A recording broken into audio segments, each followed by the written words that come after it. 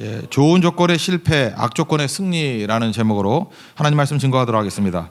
그러니까 하나님의 은혜와 축복을 받는 통로가 믿음입니다. 믿음의 스위치를 누르면 온갖 하나님의 좋은 것들이 우리에게 부어지고 또 공급받는다라고 했습니다. 그런 의미에서 기생 라합은 믿음이 있는 사람, 믿음이 참 큰 사람입니다. 그래서 우리가 보통 이제 상식적으로 얘기할 때 믿음을 강조하는 것이 이제 바울 서신이라 그러면 그 야고보 서신은 행위를 강조한다. 저는 그렇게 나누는 걸 좋아하진 않지만 그렇게 나눌 때 두 사람 다 라합의 믿음을 인정했습니다. 히브리서 11장 31절 보니까 믿음으로 기생 라합은 정탐꾼을 평안히 영접하였으므로 하면서 라합의 믿음을 히브리서 11장에서 강조했고, 야고보서 2장 25절 보니까 기생 라합이 사자들을 접대하여 다른 길로 나가게 할 때에 행함으로 의롭다 하심을 받은 것이 아니냐, 영혼 없는 몸이 죽은 것 같이 행함 없는 믿음도 죽은 것이니라 할 때 그 행함이 있는 믿음 강조할 때 라합의 예를 들었다는 것입니다. 저는 이것이 뭐 핵이라고 생각하지는 않지만 그 믿음이면 선택이죠. 당연히 이런 선택을 할 수밖에 없는 거죠. 근데 그 정도로 어떤 믿음의 표상이 되는 게 라합이라는 것입니다. 우리 라합 같은 믿음의 사람이 되기를 원합니다. 성경을 읽는 어떤 그 팁인데, 성경을 읽을 때는요 핵심 파악하는 방법이 이런 겁니다. 그 성경을 읽을 때 템포를 꼭 봐야 돼요. 템포를. 그래서 어떤 때는 정보만을 막 주고 싶을 때는 빠른 템포로 막 합니다. 그러다가 좀 중요한 메시지를 전하고 싶을 때는 템포가 좀 느려져요. 그 템포가 느려지는 제일 좋은 방법은 뭐냐면 대화를 넣는 거예요. 대화하다 보면은 뭐 굉장히 템포가 느려지잖아요. 그러니까 대화가 들어간 부분은 중요한 부분이다 이렇게 생각하면 성경 읽을 때 굉장히 큰 도움이 된다고 생각을 합니다. 오늘 1절 보면 이게 정보를 주는 거거든요. 템포가 굉장히 빠릅니다. 그래서 시딤이라는 곳에서 정탐꾼을 보냈다. 그러니까 시딤이라는 말 뜻은 아카시아라는 뜻이에요. 아카시아 나무를 시딤이라 그러고, 시딤 나무로 하나님이 언약궤 만들었죠. 그러니까 허접한 나무로 만들었다 뭐 그런 뜻입니다. 근데 이스라엘 백성들은 시딤이라는 장소의 의미를 말할 때 기억나는 게 있어요. 그 시딤이 어떤 곳이죠? 민수기 25장을 보면은 모압 여인과 범죄했을 때요. 24,000명이 죽었을 때. 그러니까 굉장히 충격적인 장소가 시딤입니다. 근데 시딤에서 정탐꾼을 보냈다라고 하는 건 무슨 얘기죠? 이제 징계를 다 받고 난 다음에 새 출발한다 뭐 이런 뉘앙스가 담겨져 있다는 것입니다. 또 하나는 왜 2명을 보냈을까요? 뭐 12명 보냈다가 낭패 겪었던 거 아시잖아요. 수가 중요한 게 아니고 2명이라도 똘똘한 애들 보내가지고 믿음 있는 사람들 봐가지고 제대로 보고 오면 된다. 뭐 이런 기억이 있었기 때문에 그렇게 생각을 합니다. 너무 많은 사람들 보내가지고 너무 많은 사람 의견을 들으면 이게 공동체가 깨진다는 거예요. 교회가 힘들어진다는 거예요. 10대 1로 갈라져가지고 다투게 되잖아요. 그리고 부정적인 얘기 10명이 해가지고 결국은 공동체가 다 망한 거 아닙니까?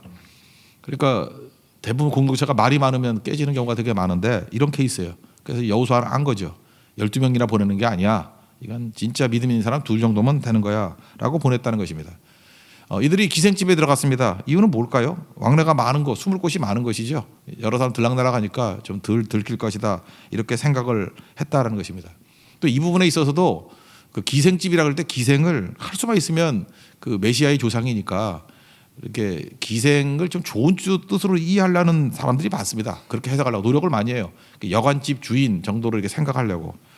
그런데 이 단어, 여기 기생이라 쓴 단어는 창세기 38장에 나오는 유다의 며느리 다말이 창기로 변장해서 시아버지하고 뭐 아기 낳는 얘기가 나오죠. 그때 그 창기라는 단어가 똑같은 단어입니다. 그러니까 아무리 양보해도 기생입니다. 그러니까 뭐라고 얘기해야 되죠? 그냥 몸으로 일한 여자 뭐 이렇게 생각하면 좋겠다고 생각합니다. 그러니까 가장 낮은 여자였다라는 것을 그냥 받아들이는 게 제일 좋다고 생각을 합니다. 스파이들이 들어왔습니다. 그랬더니 뭐 정보가 있는데 지금 앞에 이스라엘 백성들이 진치고 있는데 이거 모를 리가 없죠. 그래서 수색대가 들어왔다라는 얘기입니다. 1, 2, 3절 얘기입니다. 1, 2, 3절 정보 얘기니까 빨리 한번 읽어보죠. 시작. 눈의 아들 여호수아가 시딤에서 2 사람을 정탐꾼으로 보내며 이르되 가서 그 땅과 여리고를 엿보라 하매 그들이 가서 라합이라 하는 기생의 집에 들어가 거기에서 유숙하더니 어떤 사람이 여리고 왕에게 말하여 이르되 보소서 이 밤에 이스라엘 자손 중에 몇 사람이 이 땅을 정탐하러 이리로 들어왔나이다. 여리고 왕이 라합에게 사람을 보내어 이르되 내게로 와서 내 집에 들어간 그 사람들을 끌어내라. 그들은 이 온 땅을 정탐하러 왔느니라.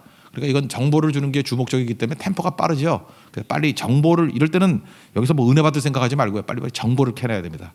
이런 정보가 있구나라고 메모를 해놓고 이제 수색대와 라합과의 대화가 나옵니다. 여기서 이제 메시지가 있는 거죠. 그들을 속여가지고 이렇게 따돌립니다. 스파이를 숨겨주게 되죠. 뭐 이미 숨겼다라는 얘기가 나오고, 그리고 수색대를 일부러 성 밖으로 나가게 만듭니다. 여러분들 그런 거 아니에요? 전쟁할 때 옛날 전쟁에서는 성을 지키는 게 되게 중요한 거거든요. 성을 지키는 게 중요한데 성 중에서 제일 취약한 데가 어디입니까? 성문이 취약하죠. 성문은 나무로 만든 거나 이러기 때문에 제일 약하기도 하고 또 열렸을 때는 뭐 성벽이 필요 없잖아요. 뚫려버리니까. 그래서 성문을 지키는 거에 병력이 엄청나게 많이 투입이 되고요. 그리고 엄격했습니다. 성문. 그래서 밤중에는 이 수비하는 데 약점이 있잖아요. 그래서 밤에는 문을 걸어 잠갔어요. 그래서 한번 나갔다가 들어오려 그러면은 웬만큼 왕의 뭐 식사 정도 되지 않으면 밤에 문을 안 열어요. 절대로 문을 안 연다고요. 그거를 라합도 알고 있었던 거죠. 그래서 밤중이 돼서 지금 나가면 문이 닫히고 아침이 될 때까지는 못 들어올 거야라고 하는 걸 알고 있었습니다. 시간을 버는 거죠. 그래서 수색대를 속여가지고 바깥으로 나갔다. 그래서 수색대를 밖으로 나가게 만든다는 것입니다. 이걸 통해서 알 수 있는 게 뭐죠? 이 여자의 캐릭터죠. 되게 대범한 여자다. 용의주도하다. 똑똑하다. 뭐 시간부터 벌 줄 안다. 뭐 이런 것들을 느끼게 된다라는 것입니다. 4절부터 7절까지 한번 읽겠습니다. 시작. 그 여인이 두 사람을 이미 숨긴지라 이르되 과연 그 사람들이 내게 왔었으나 그들이 어디에서 왔는지 나는 알지 못하였고 그 사람들이 어두워 성문을 닫을 때쯤 되어 나갔으니 어디로 갔는지 내가 알지 못하나 급히 따라가라 그래야만 그들을 따라잡으리라 하였으나 그가 이미 그들을 이끌고 지붕에 올라가서 그 지붕에 버려놓은 3대에 숨겼더라. 그 사람들은 요단 나루터까지 그들을 쫓아갔고 그들을 뒤쫓는 자들이 나가서 곧 성문을 닫았더라. 뭐 이 얘기입니다. 오늘 이 배경적인 얘기에서 오늘 또 두 가지 메시지를 붙들었으면 좋겠어요. 첫째는 라합의 믿음이겠죠. 믿음이란 게 뭐냐면 믿음의 정의를 여러 가지 했잖아요. 믿음의 스위치다라고 표현하기도 하고 수용하고 영접하는 거다. 아멘이다 이렇게 표현도 했지만 이게 조심스럽게 이제 그걸 알기 때문에 이 정도 단어를 써도 될 것 같아요. 믿음은 선택이에요. 뭘 선택하는 거죠? 하나님을 선택하는 거.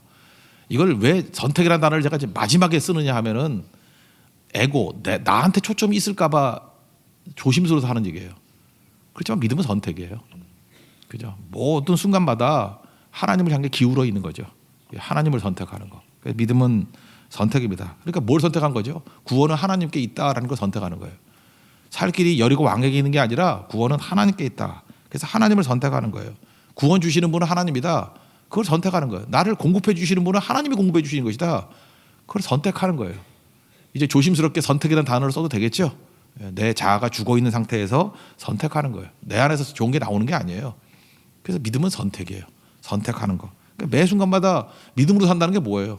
하나님을 선택하면 살아가는 거예요. 말씀을 선택하면 살아가는 거예요. 그게 믿음이라는 것입니다. 이제 좀 선명해졌죠.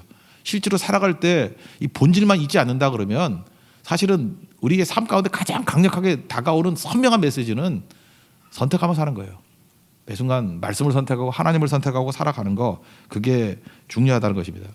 근데 하나님을 선택하게 된 동기를 지금 설명하는 거예요. 대화 속에서 내가 출애굽했던 사건 이야기를 다 들었다. 그게 선택의 동기예요. 그리고 홍해 사건도 들었다. 그러니까 그거 선택하는 거지. 그리고 아모리 족속의 두 왕이죠. 센 놈인데 그 동편에 있는 센 놈. 그 시온과 옥을 그 하나님께서 어떻게 진멸시켰는지를 내가 들었다. 이게 선택의 근거라고요. 다 공통점이 뭐예요? 들었다예요. 이게 로마서 10장 17절 기억나죠? 믿음은 들음에서 나며 들음은 그리스도의 말씀으로 말미암느니라. 들었어요. 들으니까 믿음이 생기잖아요. 믿음이 생기니까 어떻게 하죠? 선택하잖아요.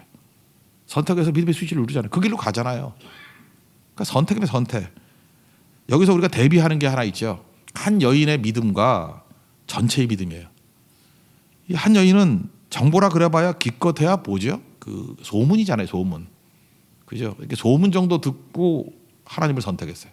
반면 이스라엘 백성들은 온갖 기적을 다 체험하지 않았습니까? 듣고 보고 다 했잖아요. 자기들은. 그렇지 않아요? 다 체험했던 거 아니에요? 그래도 하나님 선택 안 하더라는 거예요. 그러니까 이게 좋은 조건이죠. 하나님 믿을 만한 좋은 조건. 하나님께 은혜 부어주시고 기적을 행하시고 하나님의 공급을 뭐 그 정도 봤으면 되는 거 아니에요? 그래도 선택의 문제는 그때 다르다는 거예요. 또 그리고도 하나님 선택 안 한다는 거예요. 뭐 그건 그땐 그때고 그렇게 나가잖아요. 과거에 하나님이 주신 승리를 다 보면 그땐 그때고 지금 싹 잊어버려요. 그래서 기억하라는 게 신명의 메시지잖아요. 또 세상의 길을 선택하잖아요. 그게 불신이죠. 근데 이 여자는 경험도 없고 소문으로 들었던 얘기지만 하나님을 선택했더니 살았다 이 얘기죠. 여기서 되게 중요한 단어 하나를 말한다 그러면 선대라는 단어거든요. 선대라는 단어가 이게 헤세드입니다. 헤세드. 이 헤세드라는 단어는 신학자들이 되게 머리 아파하는 단어예요. 번역이 제가 알기로는 한 20가지로 번역된 것 같아요. 뭐 번역 뭐라 제일 많이 번역된 게 은혜, 사랑, 인애. 옛날에 인애라고 인애하신 구세주의 할 때 인애 뭐 이런 거 헤세드. 헤세드는 헤세드예요. 우리 한국말 중에서도 번역을 안 하는 글자가 있는데 한이거든요. 한을 뭐라고 번역할까요? 세로, 슬픔, 뭐 그것도 아니죠. 그렇다고 앵거, 뭐 분노 그런 것도 아니고 상처 뭐로 번역할 거예요? 번역이 안 돼. 그래서 학자들이 그냥 한은 한이라고 번역해요. 한, HAN 한. 그리고 설명을 해요. 쭉 뭐 이런 거다. 한국 사람들에게 맺혀 있는 거 뭐 이런 거. 그죠? 이렇게 표현을 보통 때는 안 하는데 어느 순간 갑자기 표현이 되는 거. 그리고 마음속에 맺혀 있는 거 뭐 이런 거. 그래서 창 같은 거 노래에도 그게 배어 나와야 되고 한국 사람들은 안다고. 노래 들으면 저 노래는 한이 배어 있는 노래야. 한이 없는 노래야. 그걸 안다고. 그러니까 외국 사람은 전혀 모르는 얘기죠. 그러니까 그런 게 있다고 어렴풋이 아는 거죠. 한국민이 쓰는 특별한 단어가 한이라 그러면 그 이스라엘 백성들에게 쓰이는 하나님의 가장 대표적인 언어, 번역도 잘 안 되는 언어가 헤세드예요. 그래서 이게 번역을 여러 가지 했다고. 어떤 때는 loving kindness, 그러니까 뭐 사랑이 깃든 친절, 계속 친절을 베푸는 거예요. loving kindness 이렇게 표현하는 것도 있고 마음에 안 들어요. 그다음에 loyal love, 뭐 충직한 사랑, 뭐 이런 거, 변함이 없는 사랑. 근데 제가 제일 좋아하는 게 NLT에서 번역인데 NLT에서는 헤세드라는 단어를 거의 뭐 한 3분의 2 정도는 unfailing love로 번역했어요. 그죠? unfailing love. 주의 인자하심이, 진실하시가 인자하심이 영원히 나를 따르니 할 때 unfailing love. 거기 인자가 헤세드거든요. 그때는 인자라고 번역했어요. unfailing love. 결코 실패하지 않는 사랑. 사랑은 실패하지 않죠. 사랑은 실패하지 않잖아요. 사랑한다 그러면 반드시 이루어내고야 말잖아요. 그런 거죠. 또 다른 말로 하면은 배신하지 않는 사랑이죠. 버리지 않는 사랑. 부모는 아기 안 버리잖아요. 그게 헤세드라는 거예요. unfailing love. 그게 선대. 언약입니다. 절대로 다 버리지 말아주세요. 꼭 붙들어 주세요. 그러니까 하나님은 하나님의 사랑을 말한다 그러면 헤세드예요. 그게 헤세드하고 제일 비슷한 말이 예수님의 아가페죠. 그렇다고 뭐 사랑이라고 번역하기도 좀 그래요. 그게 헤세드라고요. 그래서 선대해 주기를 원합니다. 진짜 사랑은 변하지 않아. 이런 거죠. 10절부터 12절까지 읽겠습니다. 시작. 이는 너희가 애굽에서 나올 때 여호와께서 너희 앞에 홍해물을 마르게 하신 일과 너희가 요단 저편에 있는 아모리 사람의 두 왕 시온과 오게게 행한 일 곧 그들을 전멸시킨 일을 우리가 들었음이니라. 우리가 듣자 곧 마음이 녹았고 너희로 말미암아 사람이 정신이 일어나니 너희의 하나님 여호와는 위로는 하늘에서도 아래로는 땅에서도 하나님이시니라. 그러므로 이제 청하노니 내가 너희를 선대하였은즉 너희도 내 아버지의 집을 선대하도록 여호와께 내게 맹세하고 내게 증표를 내라. 그러니까 어떻게 믿자마자 하나님이 헤세드를 구하는지 모르겠어요. 이 헤세드라는 말이 또 제일 많이 번역된 것 중에 하나가 70인역에 보면 은혜예요. 은혜. 하나님께도 오는 은혜. 헤세드 은혜. 은혜를 주시기를 원한다. 진짜를 하나님께 구한 거죠. 그러니까 우리가 로마서에 배웠던 건 똑같은 거예요. 믿음 가지고 하나님의 은혜를 구하고 있어요. 하나님의 영광을 구하고 있어요. 그 믿음이죠. 잘 보세요. 이게 이 사람은 이렇게 어렴풋한 내용을 가지고도 이렇게 믿음으로 반응하잖아요.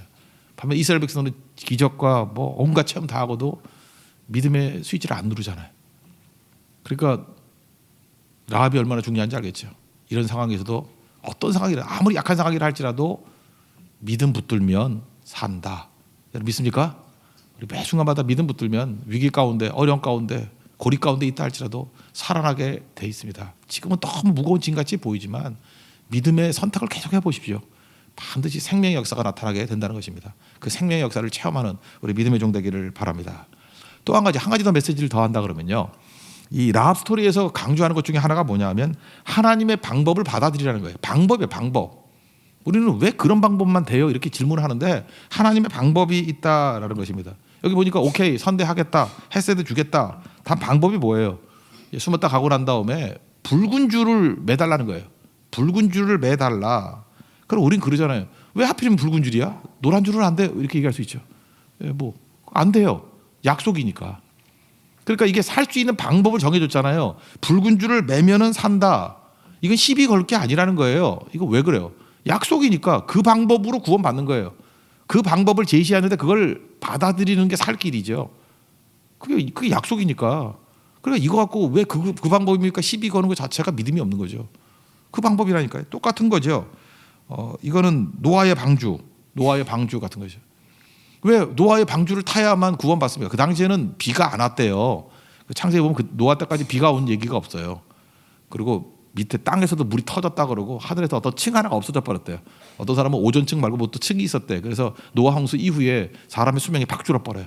그 전까지는 뭐 보통 뭐 800~900살 살았는데 그 이후부터는 100살 미만으로 팍 줄어버려요. 100살대로 이렇게 그 줄어버린다고. 그래서 어떤 층이 하나 없어졌다 뭐 이런 얘기도 누가 과학자들이 하던데 어쨌든 간에 경험하지 못한 얘기라고요. 그런데 방주 타야 구원받는다라고 할 때 사람들이 왜요? 이해 납도 공감이 돼요?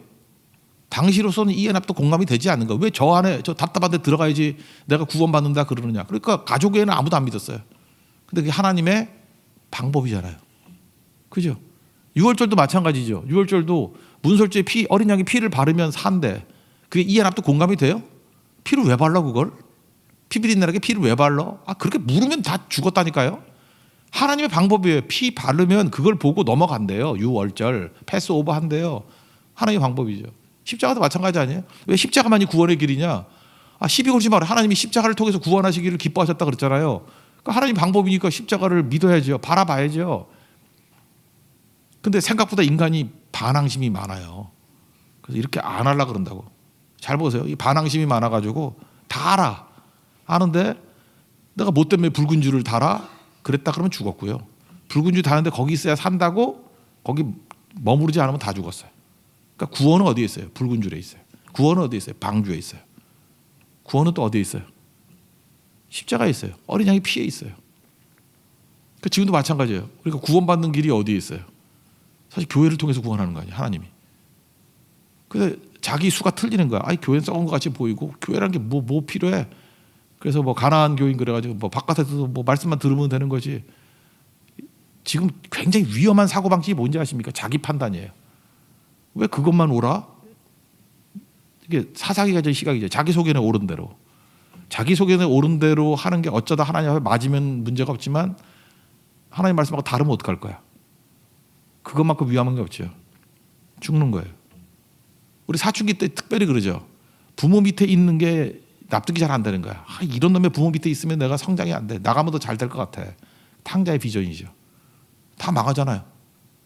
하나님께서 어떻게 했습니까? 부모에게 순종하고 부모 밑에서 양육받기를 원하신 거예요. 좋은 부모든 나쁜 부모든 간에 뭐 그죠 어폐가 있는지 모르지만 그 안에서 아무리 나쁘면 나쁜 부모에게서도 얻을 게 있고요. 좋은 부모에게서도 얻는 유익이 있다고요. 하나님 방법인 걸 어떻게 해? 하나님 방법인 걸. 하나님 방법이 우리 부모님이에요. 부모님은 하나님이 주신 거 아니에요. 그죠? 우리 자녀도 마찬가지예요. 내가 자녀 선택했어요? 자녀도 하나님이 주신 방법이에요. 하나님 주신 것들에 대해서 수용하고 영접하는 것들이 있어야 되는데 반역하는 무리들의 특징이 뭐냐면 자기 생각을 들먹이면서 자기 길을 간다고요. 그게 문제라는 거죠. 그래서 이 라합의 믿음에서 되게 중요한 건 뭐냐면 하나님의 구원의 방법은 하나님의 방법을 따라야 된다. 이걸 말하고 있습니다. 근데 그 어려운 것도 아니에요. 붉은 줄 매다는 게 뭐 어려워. 다만 우리 존심이 상하는 거지. 자존심이 상하는 거지. 왜 하루면 빨간 줄이야? 나는 퍼플색을 더 좋아하는데. 그죠? 나는 그레이를 더 좋아하는데. 그러면 안 된다는 거예요. 붉은 줄은 붉은 줄 받아들여야죠. 광야에서 노뱀 사건 아시죠? 뱀이 원래 죽어가고 있어요. 근데 하나님의 방법이 뭐였어요? 장대에 매달린 노뱀을 쳐다보면 살리라. 그거 되게 웃기네. 그거 장대에다 왜 노뱀을 쳐다봐야 살아? 딴 거 하면 안 돼? 팽수 보면 안 돼? 그러면 팽당하는 거야 그 인생은. 그러니까 하나님이 하라는 대로 해야 될 거예요. 하라는 대로. 그러니까 그래서 성경을 보는 거죠. 하나님의 방법이 뭐냐. 하나님 방법 안에서 다른 벌들이다가 죽었던 거 나닷과 아비우 손대지 말아도 손대서 죽었던 것들 뭐 그죠. 베레스 우사 몰라요? 우사 사건 다 그 얘기라고요. 하나님 방법. 근데 그거를 거절하는 거죠. 하나님 우리 만나주시는 방법이 뭐라 그랬어요? 예배, 기도, 선교. 하나님이 예배할 때 만나주시고 예배한 자를 찾는다 그랬고 기도할 때 두 사람이 내 이름을 기도할 때 함께 한다 그랬고 선교 현장에서 내가 너희와 함께 한다고. 그럼 하나님이 함께 한다고 하는 방법이 그거였으면 그거 가야죠. 여기 떠나서 딴 데 가면 하나님 못 만나요. 하나님 만나주신다 약속하신 게 그 자리잖아요. 교회에서 만나주신다고. 그러니까 우리가 귀하게 여길 줄 알아야 된다라는 것입니다. 18절부터 21절까지 한번 읽겠습니다. 시작. 우리가 이 땅에 들어올 때 우리를 달아내린 창문에 이 붉은 줄을 메고 내 부모와 형제와 내 아버지의 가족을 다 내 집에 모으라. 누구든지 내 집 문을 나가서 거리로 가면 그의 피가 그의 머리로 돌아갈 것이요 우리는 허물이 없으리라. 그러나 누구든지 너와 함께 집에 있는 자에게 손을 대면 그의 피는 우리의 머리로 돌아오려니와 내가 우리의 이 일을 누설하면 내가 우리에게 서약하게 한 맹세에 대하여 우리에게 허물이 없으리라마는 라합이 이르되 너희의 말대로 할 것이라 하고 그들을 보내어 가게 하고 붉은 줄을 창문에 매니라. 그러니까 그대로 순종했다라는 것입니다. 자, 이런 생각을 해요. 하나님께서 왜 기생, 이 창기를 통해서 구원하셨나? 악조건 세 가지죠. 첫째는 진멸의 대상이에요. 이 여리고 사람 진멸의 대상. 두 번째는 숫자도 치지 않은 여자. 죄송합니다. 당신 그랬어요. 여자. 그리고 셋째는 창기예요. 기생이에요. 그러니까 가장 악조건 세 가지가 엎어치게 된 거예요. 이런 사람도 믿음의 반응을 보이니까 구원받았죠. 그러니까 누구든지 믿으면 구원받는다고. 내가 복음을 부끄러워하지 아니하노니 이 복음은 모든 믿는 자에게 구원을 주시는 하나님의 능력이 됨이라. 여러분 믿습니까? 그래서 우리는 소망이 있어요. 그래서 겉으로 볼 때는 막 굉장히 괜찮아 보이고 충성스러워 보이고 뭐 나이스해 보이고 이런 사람도 믿음 저버리면 소망 없고요. 그리고 우리가 볼 때는 막 혀를 차게 만들어. 이거 갖고 뭘 할 수 있겠습니까? 우리가 너무 약합니다. 너무 보잘것없습니다. 너무 부족합니다. 이게 세상에서 버림받은 사람들입니다. 이게 뭐 진멸의 백성이고 여자고 창기입니다. 여기서 무슨 선한 게 나오고 무슨 역사가 나옵니까? 근데 그런 조건이라 할지라도 믿음 붙들면 하나님이 드높여 주셔서 메시아의 조상되게 만들고 다 살려준다는 거예요. 이 라합 때문에 가족 다 살았고 여기 보니까 뭐라 그래요? 그 가족과 그와 연관된 모든 사람이 다 살았다 이렇게 얘기합니다. 다 살았다. 그죠? 온 가족이 다 구원받게 됐다는 거예요. 나중에 이거 뭐 에피소드인데 그런 거죠. 족보에 보면은 라합이 나중에 결혼을 해요. 근데 누구하고 결혼하냐면 이름이 연어 같은 남자야. 살몬하고 결혼해. 살몬이 누구냐면 두 정탐꾼 중에 하나였대요. 그러니까 여러분도 그래요. 남자가 어려움 당하면 살려주세요. 그럼 나는 남편인데 잘 살려주라고. 살몬하고 결혼해서 아일란드에 보아스예요. 많이 들었죠. 룻의 남편. 그 보아스. 또 결혼이 룻하고 결혼했죠. 그러니까 룻의 시어머니가 누구예요? 라합. 그리고 그 사이에서 애가 태어났죠. 오벳. 오벳이라는 말은 영어에서 서비스하고 똑같은 거예요. 서번트. 종이란 뜻도 있고 예배자란 뜻도 있어요. 예배도 서비스란 말이 있죠. 서번트, 오벳. 종이란 뜻이에요. 종. 그러니까 하나님께 예배자 되길 원합니다. 하나님 앞에 종 되길 원합니다. 참 겸손한 이름을 지었던 거예요. 애가 오벳. 오벳이 종이라는 걸 알 수 있죠. 오벳 에돔. 그러면 오벳의 뜻이 뭐예요? 에돔의 종. 그래서 천한 사람 이름으로 쓴 거죠. 에돔의 종이니까. 오벳 에돔. 애굽의 종. 그래서 오벳이 종이란 뜻이에요. 종이자 예배자, 서비스하는 사람.